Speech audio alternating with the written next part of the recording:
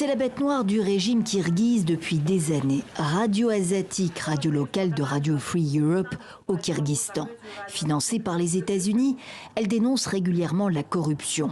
Les journalistes et la liberté d'informer sont sous pression dans cette ex-république soviétique.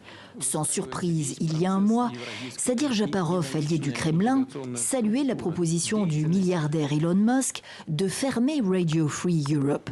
Un mois plus tard, le dirigeant kirghize peut se réjouir, tout comme ses homologues des régimes autoritaires d'Asie, du Moyen-Orient et d'Europe orientale. Par décret présidentiel, Washington a sonné le glas des médias publics américains à l'international. Les contribuables n'auront plus à payer pour la propagande radicale, affirme la Maison-Blanche. Le financement de Voice of America ne fait plus partie des priorités fédérales, commande pour sa part Kari Lake, conseillère de Trump à la tête de l'Agence globale des médias, financée par le Congrès américain. Nous pensons que ce serait un désastre pour la liberté de la presse et nous sommes très inquiets pour les rédactions, mais aussi pour les auditeurs. Daily at this time, we shall speak to you about America and the war.